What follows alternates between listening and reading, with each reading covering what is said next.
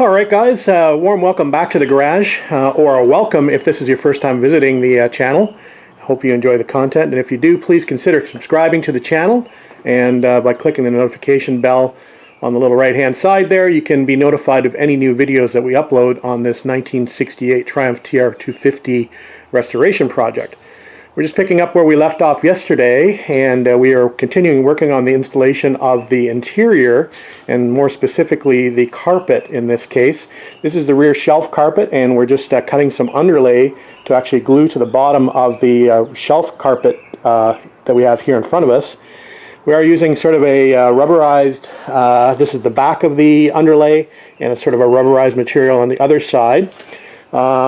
This is opposed to something like the jute, which is normally used as underlay on these cars. I'm just not a big fan of the jute. It seems to separate over a period of time. It seems to pull out, and it's not very neat, and it's not very easy to work with, so I prefer something like a more modern underlay versus the jute.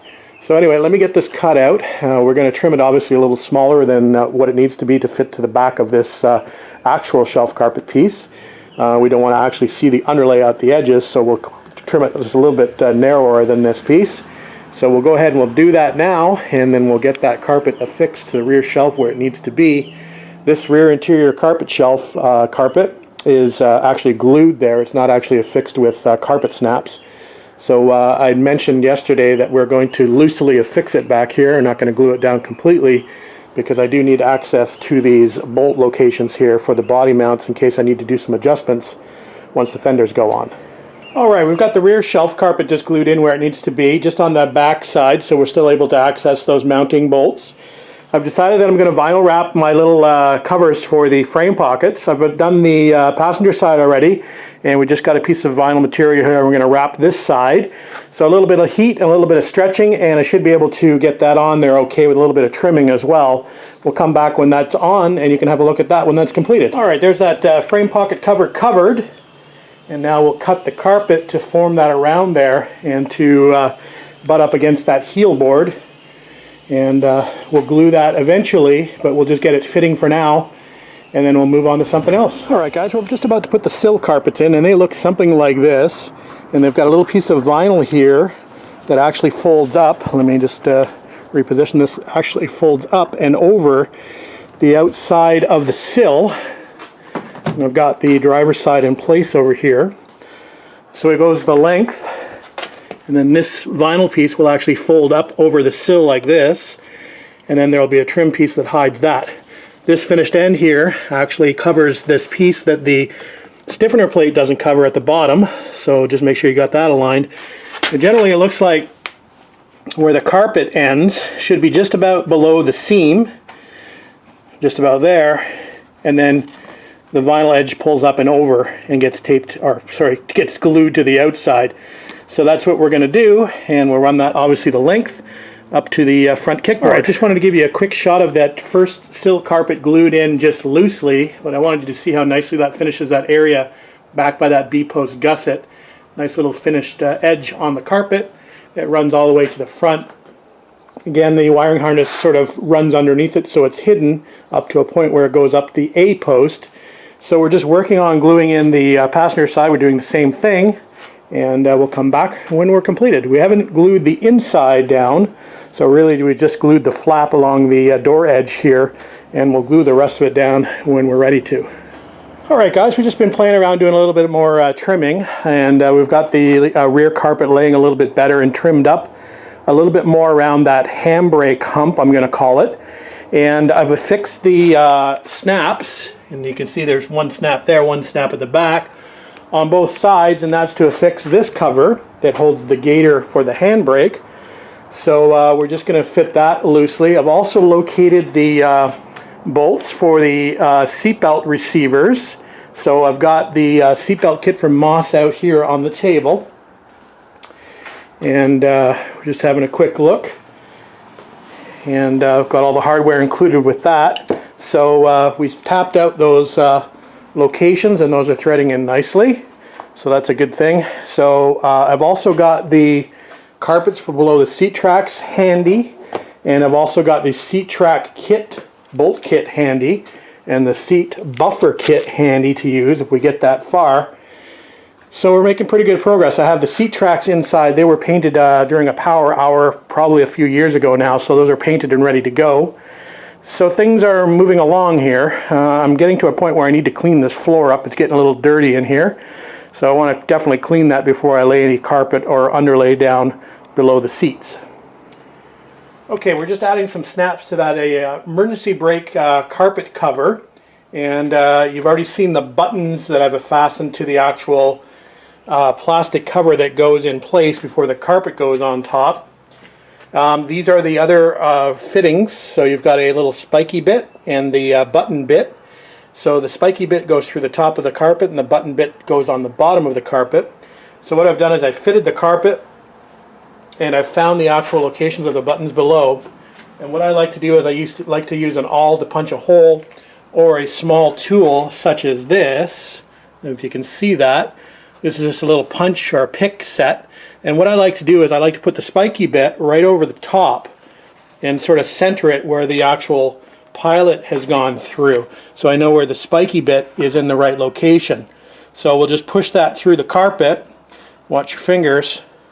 And once I get that through the carpet and stuck in the carpet, I can remove the little scribe, flip it over, locate the spikes on the bottom through the carpet, and you notice I'm not using any underpad on this particular piece. The underpad will actually be glued to the top of the emergency cover.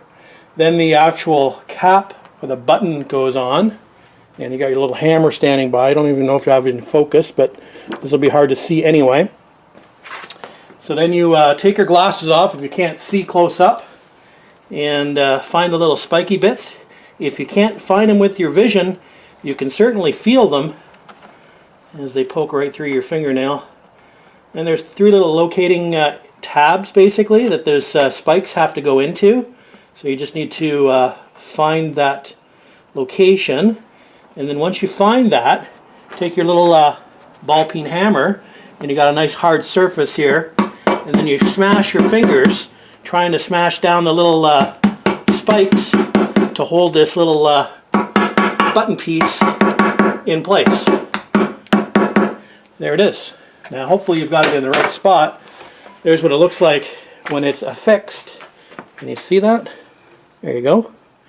And the other side looks something like that. Kind of disappears into the carpet. Alright, let's go fit it, and then we'll move on to the other side. Alright, let's do the final fitment together. I've been putting it on and taking it off as I do each snap in order to get the locations more accurate. So I've just done the rearmost location, and this is the final fit, so let's see how we did. Wish me luck.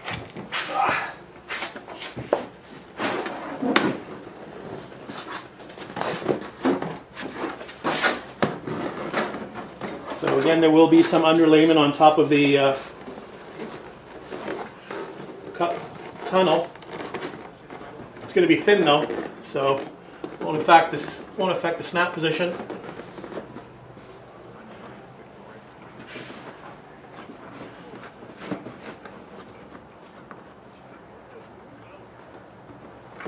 There's one down there, one back here.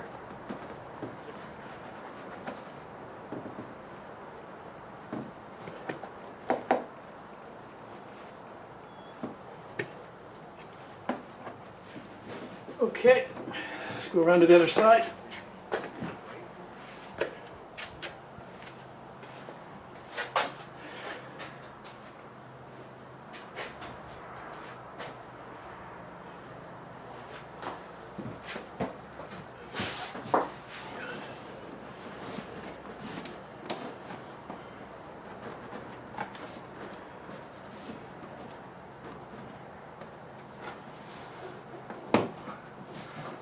There's the front.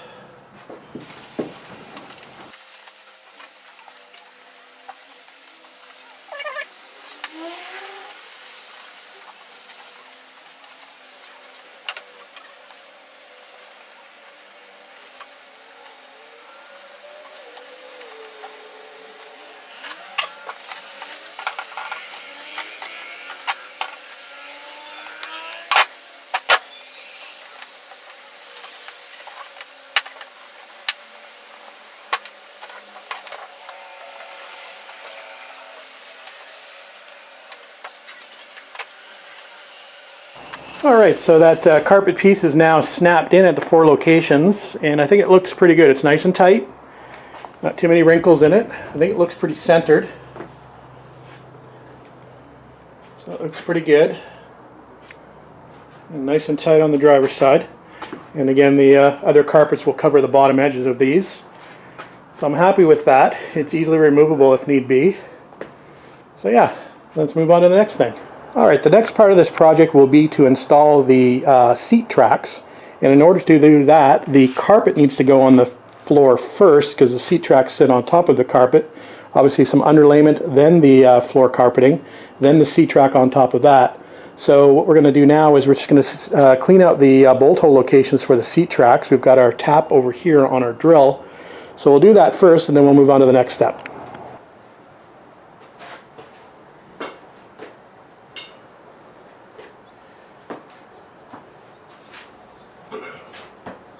Alright, so we're just marking out our holes for our seat tracks, and in some cases you can find the hole from underneath the car by punching it all up through the bottom.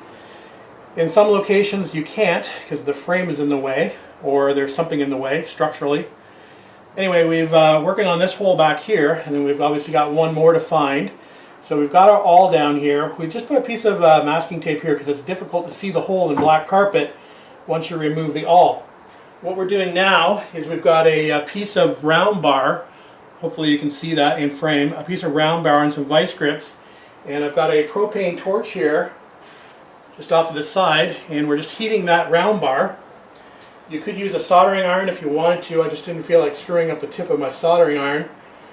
So we're just going to heat up this round bar. We're going to pull out that awl, and we are going to make a nice clean hole through that nylon carpet. I'm not sure if this works on wool carpet, so if you've got the expensive wool stuff, I'm not sure if this technique will work, but it'll definitely work on this rayon or nylon loop that I've got for this car. So just wait for this to heat up a tiny little bit. I do have the underlay underneath. If you've noticed, I've actually had to cut the brand new carpets to fit those frame pockets in, so I've just cut around those, and I'm getting pretty good at cutting things, brand new things up without too much concern. Anyway, okay, so this is, I think, hot enough. So we'll remove the awl. Just careful not to burn ourselves as we remove the awl. Find our hole in the tape, hopefully, if it stays there.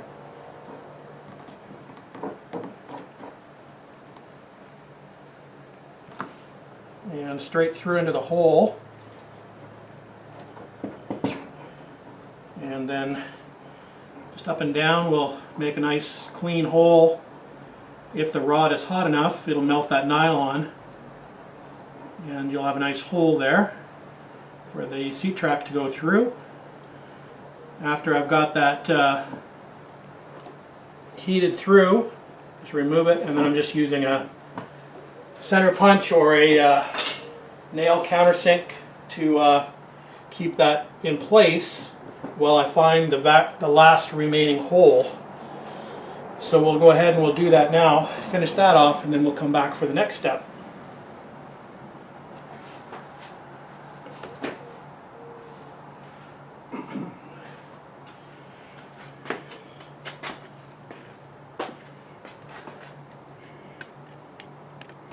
Alright guys, welcome back to the garage. Now Thursday, April the 8th, 2021. Absolutely beautiful day outside. You can hear the birds singing, sun shining, the grass is greening up.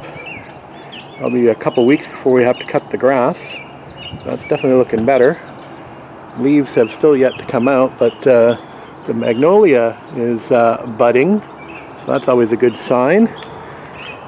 Anyway, we're picking up where we left off, and we're just about to get the seat tracks installed.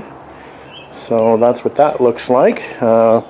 Previous video we'd made the holes in the carpet and the underlay for the seat tracks to go through.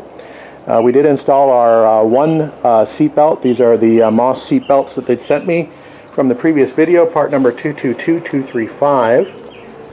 So we just have the receiver part installed. We'll get the latch installed on the left hand side shortly, but we're going to continue on installing the seat tracks at the moment. I've got all my hardware laid out over here, including the spacers. These are the spacers that actually go under the tracks to keep the tracks up a little bit from the carpet so they can slide. So we have all that hardware there ready to go. So we'll continue on. Alright, here's the hardware that's required to install each seat track. So you've got the 4 bolts or set screws, whatever you want to call them, 4 spacers, 4 washers, and 4 lock washers. There are captive nuts on the bottom of the floor, or at least they should be if you have the original floor panels or the heritage panels. In some cases, if you've replaced the floors, some of the replacement floors don't have the captive nuts welded on, so you'll have had to have done that, hopefully, when you put your new floors in. Alright, just thought I'd take a quick shot while I'm here, as this is a bit of a discussion point on these cars. You'll see that I've got the bolts in different locations on the rear of the seat tracks. On the outside one towards the sill, it is on the front hole, and on the one closer to the transmission tunnel, it is on the rear hole. And that's because the seat track's actually slightly angled inwards in order for the seat backs and the mechanism to clear the B-post on the left or right side, depending on what side of the seat you're working on. So I just wanted to bring that up. There's only 2 locations at the front, then they mount in the same location, so you can't really screw that up.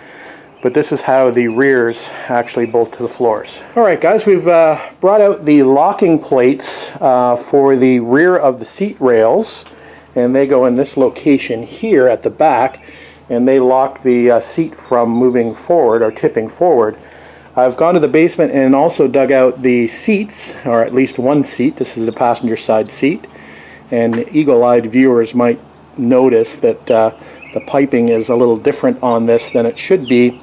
I believe the TR250 piping should just be on the exterior of the seat, not in the middles. I believe that's more of a piping feature of a earlier TR4A or TR4. And in fact, this may even be a TR4 seat. I'm not actually sure. TR250 seats were 1 year only, frame-wise. And I'm kind of unaware if this is actually a 4 or a 250 seat. Although I think from the shape of it, it looks like a 250 seat, but I could be wrong. Anyway, regardless of that, regardless of the piping and regardless of the actual seat itself, it's in great shape. Was recovered probably about 10 years ago, I think, and we're going to go ahead with installing that in the car shortly after we clean it up a little bit. It's been in the basement for a number of years. Alright, there are the locking plates just installed loosely, and they will slide in this slot to allow you to adjust to where the actual locks will pick it up. So we'll adjust those once the seat goes in. So no time like the present. Here is the new hardware. There's only 2 bolts actually that hold the seats in at the front, and here are the bolts. I believe it gets 2 washers per bolt, and then a lock nut per side. So I think we're ready to go to install the passenger side seat. And by the way, as always, I've got the old hardware out here to compare. So there's the old seat mounting hardware that came off the car. Here's the old seat track hardware. Just for reference, always good to have old versus new. Alright, passenger side seat is now installed and locked down. It looks good. And for those of you who are concerned about those frame pockets getting in the way of the seat travel backwards, it is actually touching the wheel well, so there's no way I could put the seats back any further, and I probably still got 3 or 4 inches before I would actually hit that seat pocket on the bottom of the seat frame anyway. So they look good, and they're a little bit less dark than the brand new coverings that I installed at the rear, but I'm sure that over time the rears are going to fade as well. So I think they look good. There's no reason to change them. They're in excellent condition. So I think what we'll do now is we'll move on to the driver's side, and we'll do the exact same process as we just did for the passenger side. Yeah, just gluing the underpad to that under seat carpet, and I thought some of you might be interested in seeing what I've got to modify as far as cutting, as far as the frame pockets are concerned. So that's what the cutout looks like, and fits in there nicely now. So we'll go ahead and we'll fit that. We'll do the same trick with the hole locating with the heated rod and the torch, and we'll come back once we get the seat tracks in and the seat in. Alright guys, the seats are now officially in. Again, they may have to come back out again at some point, but at least it's only 2 bolts to get them out. So they're looking good, and I'm happy with those. And like I said, I don't mind the non-TR250 piping. I think it just adds a little additional bling to the seats. Anyway, that's good. I'm happy with that. We'll move on to the next part, which is installing the other side of the seatbelt, so the latch side of the seatbelt. All right, we're just about to put the outside seatbelt in, and unfortunately this car doesn't have provisions to utilize a bolt-up location that would normally be found in the sill. At least it is on the TR6. I believe it would have been on the TR250 as well, but this car does not have that. The interior seatbelt is bolted up to the stock location into the frame, which is good. This side, there's a hole here. We're just going to have to bolt it through the floor and plate it with some large washers that are supplied in the kit. So we'll go ahead and we'll do that now. All right, guys, the seatbelts are now installed on both sides, plated on the bottom as mentioned. And that's where I've bolted them up here just in the corners. Yeah, nice and solid there. There's the stock mounting location. Seatbelts are nice and long. As I mentioned, I got the longer belts because I'm a little bit wider in size, let's say. So I've done test fit on the passenger side and they work great. I've got the buckle basically sitting right around my belly button, which is great. So we'll consider that a success, and we'll move on to something else. All right, looking for small jobs now. So I think what I'll do is I will work on the snaps for this trunk board, which the button fastens down here in this hole. So there, and then I got to put the corresponding snap up here on the leather. I do have a small tool to do that. I'll show you it. It's a very basic tool, so hopefully it'll work okay. But that's the intent. The only thing I'm not quite sure of is whether this gets riveted in here. This gets riveted or screwed. So I might have to pose a question there before I go ahead and screw it up. So I might do that and come back to it. All right, the snaps are fastened to the car with screws, so we've gone ahead and done that. And we're just about to locate the mating piece to this piece of vinyl, and hopefully we'll be able to have enough here to make this work. So we'll go ahead, we'll mark it out, and then we'll come back when we go to attach the top part to the button. Alright, this is my very high-tech snap tool.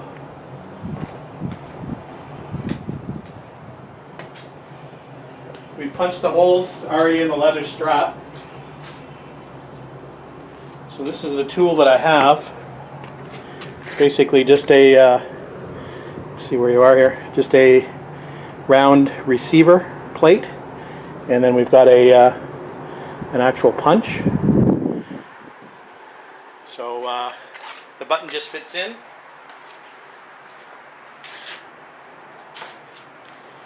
See if we can do this. So we've got our hole punched, again just with an awl.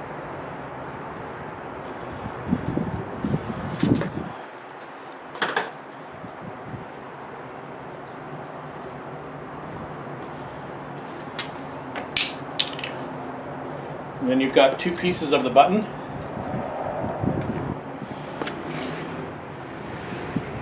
So this will be the top piece. So the button piece. Then this will be the receiver piece. I know these are called male, female, whatever. Don't know the actual terminology, but anyway, obviously the button goes on the outside. So we'll push that through the hole that we made in the leather until it comes out the other side, and we'll get our snap piece. All right. And then we'll just turn this, we'll get our tool ready, piece of wood below it. So that button just fits in the recess in the tool. I know you're not going to be able to see this very well, but hopefully you'll get the point. And we've got our hammer and our drift.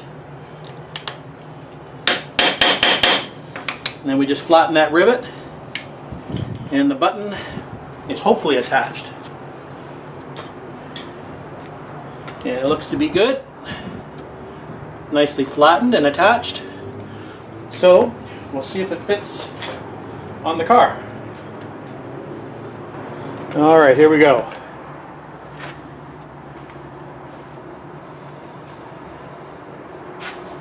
So these panels, they fit up under the lip of your back panel. So they kind of go on an angle, like so.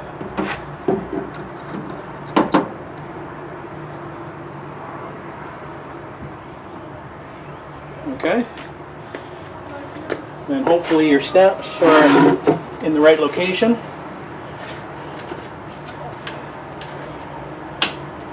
Snap. Snap. There you go.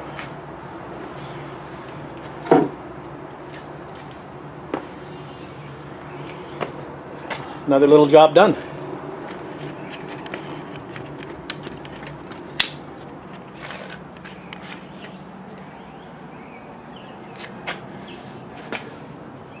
Good to go. Alright guys, we've done as much as we can for today, and I'm happy with the progress, so we're going to call it a day out here. It was an absolutely gorgeous day out in the garage today. It's about 75 degrees Fahrenheit, about 25 degrees Celsius, the warmest day of the year thus far, and apparently we're supposed to be getting some good weather on Saturday as well. So I'm starting to think about painting and finishing off the exterior panels. So that might mean that the car is going to be going back in the trailer fairly soon. I still haven't received my windscreen seal, so I can't go any further on that, and I can't go any further on the backlight until that screen seal is here. So I'm really considering putting this back in the trailer and concentrating on the remaining paint projects and getting the fenders, doors, boot and bonnet back on the car, and progressing forward. So having said that I want to paint the car, I have to resolve a couple of issues before I get to that point. As of yesterday in Ontario, Canada, where I live, we are now back under a state of emergency, and we're under a lockdown stay-at-home order, which means that all of the retail stores are closed. Actually, some are open for curbside pickup, but only stores that are offering essential services like grocery stores and drugstores are open to walk in currently. So there are a few things I need to actually paint this car. I do need some clear coat, some Matrix AG40, so I'm going to have to try and find that somehow. And I also need to pick up some high build polyester primer, probably some feather filled G2. So I'm going to have to source some of that as well. So hopefully I'll be able to find that. Maybe I'll be able to do curbside pickup at my local store. I'm going to have to call and find out. Hopefully that's not going to be an issue, or that's going to really slow me down as far as the progress on this car. So I just thought I'd throw that out there just to give you a quick update on that. Alright guys, thanks for watching, thanks for commenting, and thanks for subscribing. We will see you out here tomorrow.